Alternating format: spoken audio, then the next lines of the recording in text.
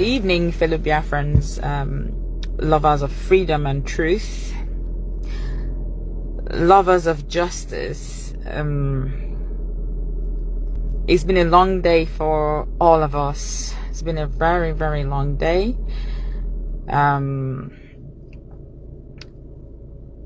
long day, not unexpected day, but a day that we knew that would come sometime, at some point. I just had to wait for Nnamdi Kanu'S to go back into the house because I haven't told him what happened. He's asked me about the court, and I said, "Is the usual nonsense going on?" And he said, "Okay."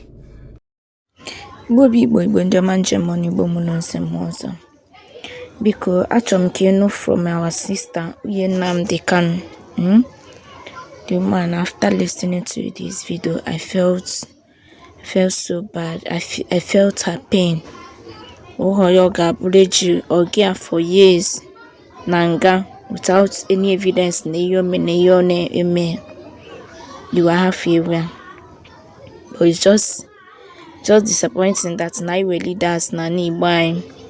But they couldn't do anything for their brother. Even when they call Soludo and Emia interview and say how far, thinking the Arise News BM or Soludo now Nnamdi Kanu'S. We all knows what Soludo response was then. But in all, we thank God and we believe that our brother Gemegin because yesterday judgment was unacceptable, and is out of anger and pain. Kejiwe Megan we pass the judgment. Mana biko ngegodi na assistant. Onye chefuko ne subscribe or comment and share. Yagaziru Kemesan. Good evening, fellow Biafrans, lovers of freedom and truth, lovers of justice.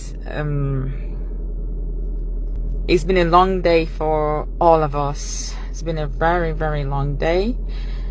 Annoying long day, not unexpected day, but a day that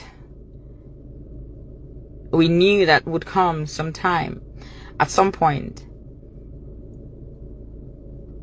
I just had to wait for Nnamdi Kanu'S to go back into the house because I haven't told him what happened. He's asked me about the court, and I said, "Is the usual nonsense going on?" And he said, "Okay." We have seen what transpired today in the court between Nnamdi Kanu'S and the kakistocratic.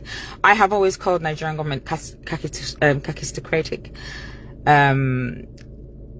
government of Nigeria. What happened today is not something unprecedented. It is something that we know that this is what they want to do, even though some people don't realize that, but this is something that has been planned, prepared a long time ago. Although at some point we would have averted or evaded this type of behavior in the past, but notwithstanding, God alone understands why it has to come this way or go this way. Mind you, this is not about some political misunderstanding or misconception happening anywhere. This is about Biafra.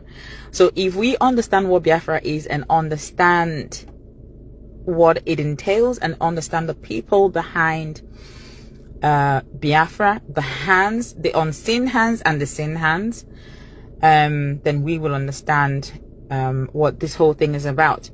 Also, if we understand who we are as the Igbo people, Igbo, there is something about us that the enemy does not want to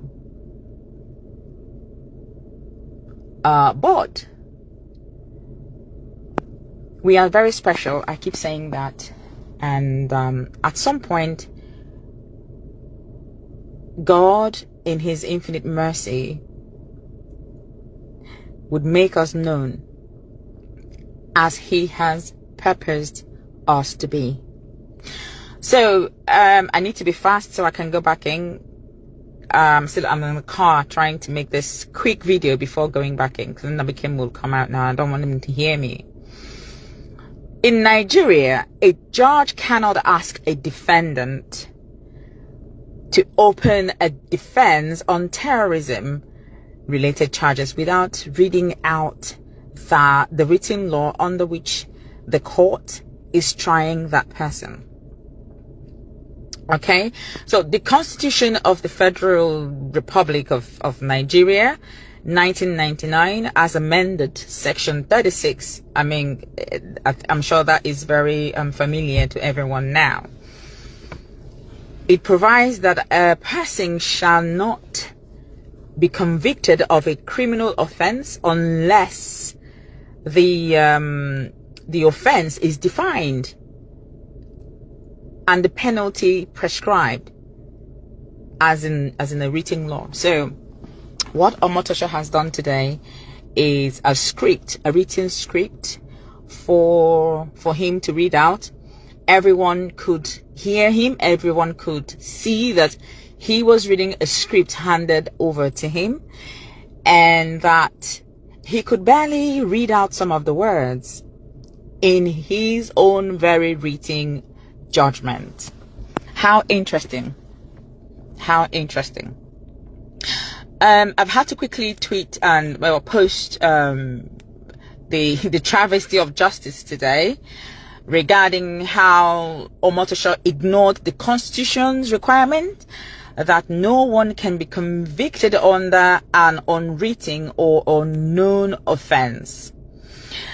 He forced Nnamdi Kanu to take a plea under a repealed law, which Nnamdi Kanu refused. So show me where it is written before I can enter into a defense. And that never happened. Omotosho refused blatantly, flagrantly, to issue written rulings on serious applications. So you could hear him reading, you could hear him counting thousands of lines of hours of account. But then he refused to issue a written ruling, which he ought to have done first, but never did. He told Nnamdi Kanu to put all objections in a final address, then blocked the final address. So if you were Nnamdi Kanu, you will be as outraged as Mazi was this afternoon. You cannot ask me to put my final address, put it down, write it down, and then you block it. So Nnamdi Kanu has right, is his right, to put a final address down, to write it down. But Omotosho blocked that and decided to read out those nonsense he called counts. And he refused to, first of all, decide whether he even had the power to try the case. We kept talking about jurisdiction. I have always talked about jurisdiction.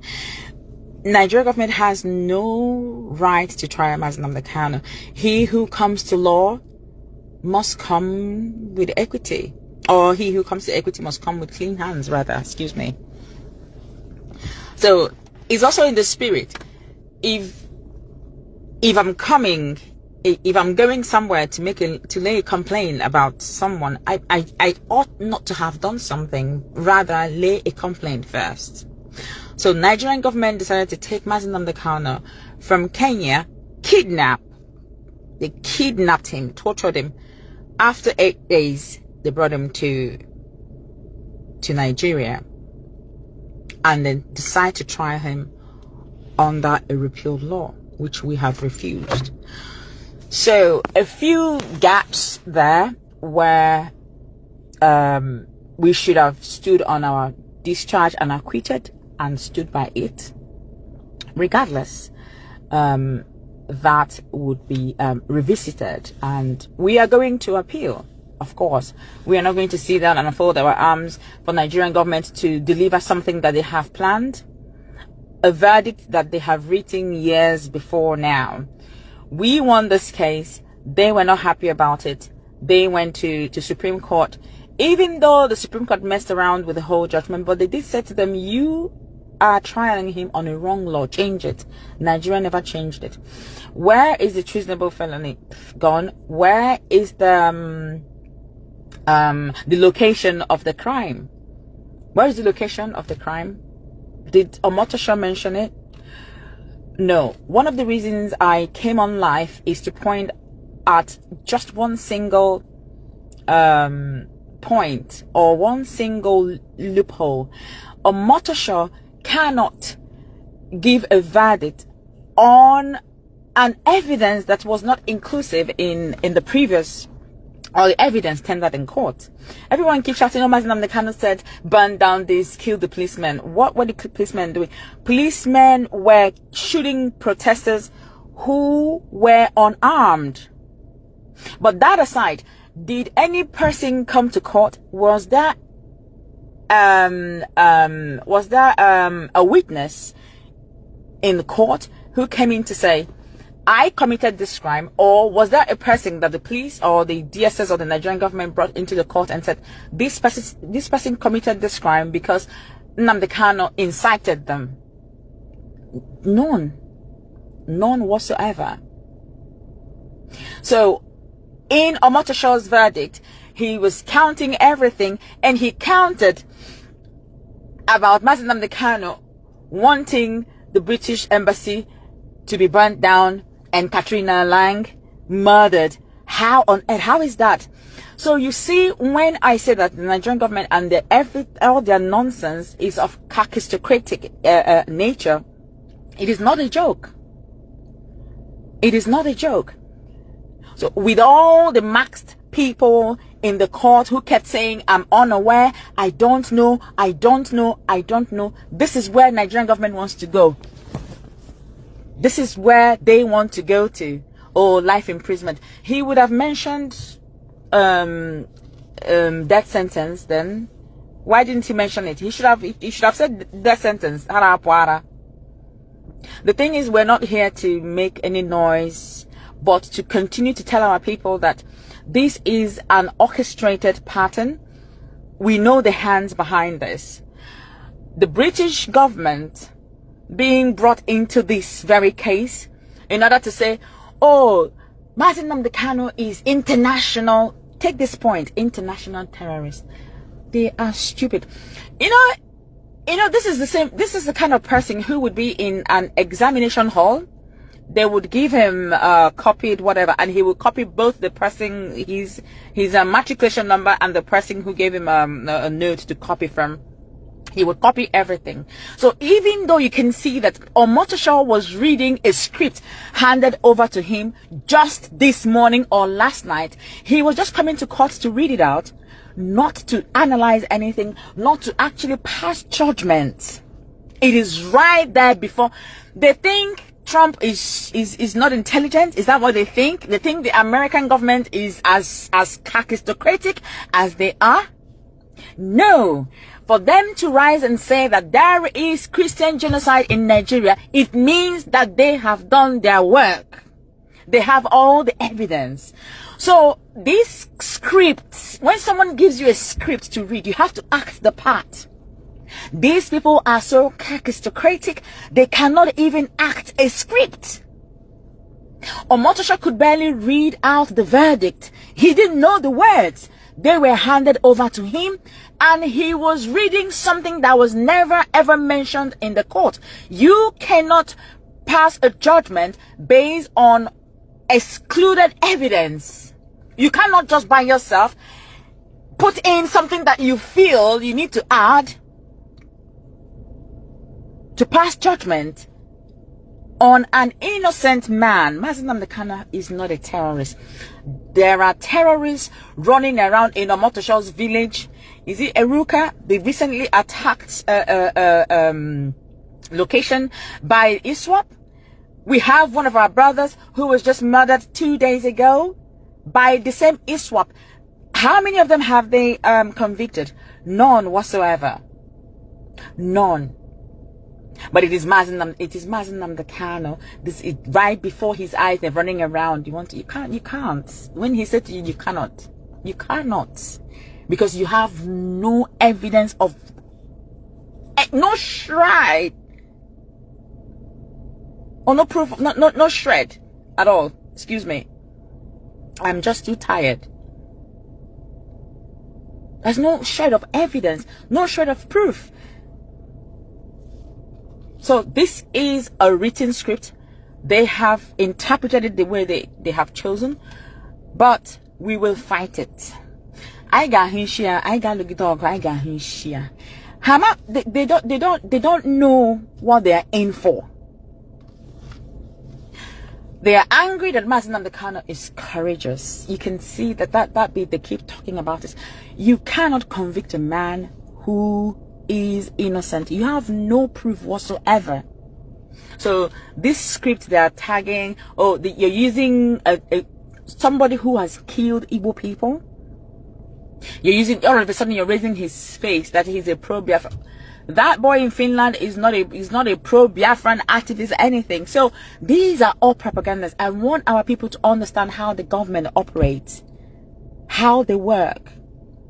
And there are some certain information that we will not be able to release out here in the public.